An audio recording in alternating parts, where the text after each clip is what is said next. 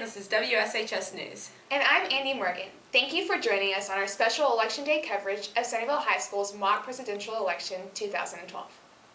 Our coverage begins with an update from SHS Sentinel staffer Taryn Tuttle, who's reporting on young voters in today's true election. Taryn, what can you tell us? We're here with senior Lily Quiros, who's 18 and getting ready to make her first real vote tonight for the 2012 presidential election.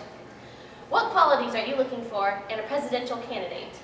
Well, I would just like a president that would better our country and while still being fair towards everybody and just being wise with his decisions. All right. What issue is most important to you this year? Because of my background and like my religious beliefs, I'm looking for somebody, well, the abortion topic is really important, and then also immigration, but then there's also the economy, which is the root of how our country is built, so I think that's probably going to be the biggest one. All right, good. What motivated you to want to vote in this year's election?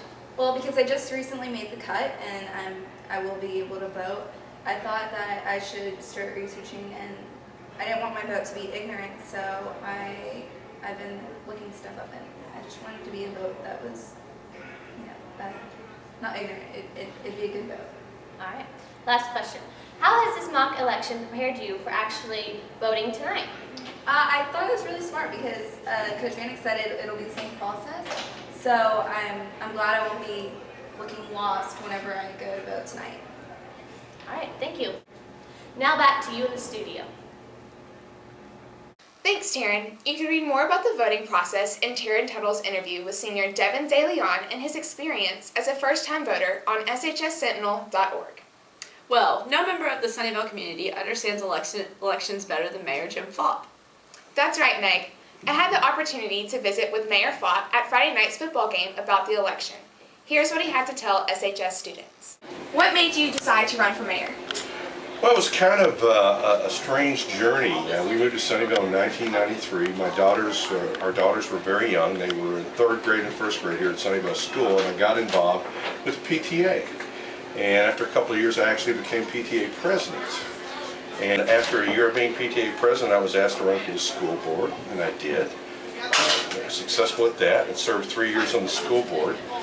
And after 3 years, I was trying to decide if I should run again or go do something else, and some folks approached me about running for mayor because they weren't happy with some things that were going on in the town at the time.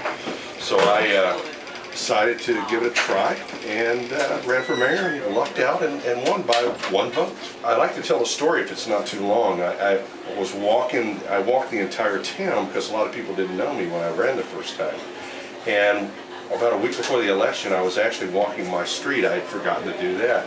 And a couple of blocks down, I met a guy who came to his door, and his name was Ed Thompson. And it turns out Mr. Thompson had been home for a couple weeks because he was recovering from a heart attack. We spent about an hour together. And on election day, as the polls were about to close, about 3 minutes before the polls were about to close, I was standing in front of the school, and I saw a guy get out of his car with his wife. It was Ed Thompson. And he said, I figured if he took the time to come see me, I'm going to take the time to come vote, even though he was still hurting.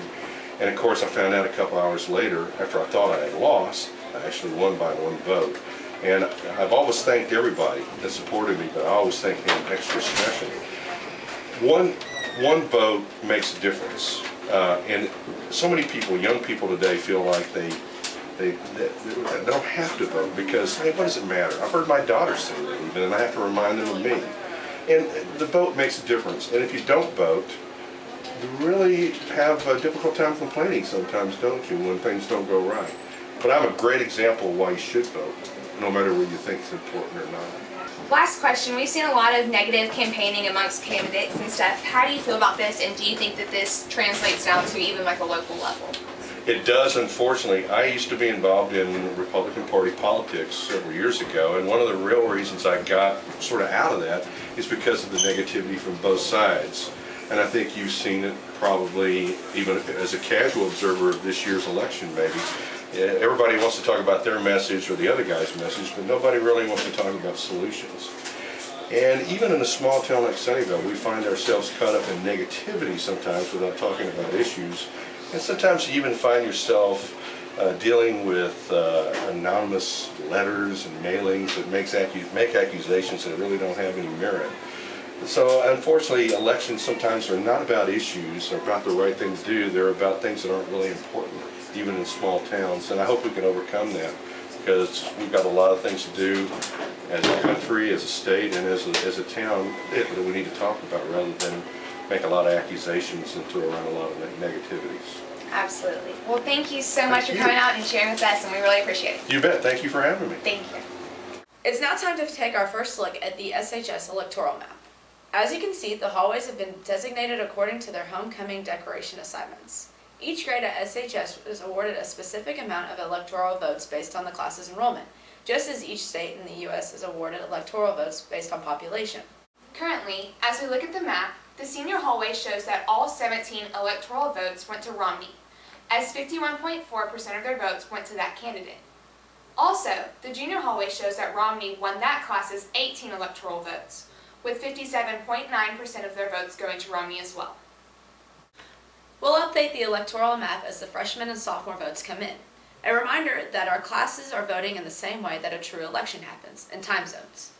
The seniors represent Eastern Standard Time, the juniors represent Central Standard Time, the sophomores represent Mountain Standard Time, and the freshmen represent Pacific Standard Time. SHS's electoral map was calculated by Math Department Chair Brad Payne. You can find more about the Electoral College and other election resources at shssentinel.org. And remember, you can follow the Sentinel on Twitter at @SHS_Sentinel. Well, that's our update. Thanks for joining us. I'm Megan Curry. And I'm Andy Morgan. Check back here at shssentinel.org for our next update at approximately 12:40 p.m.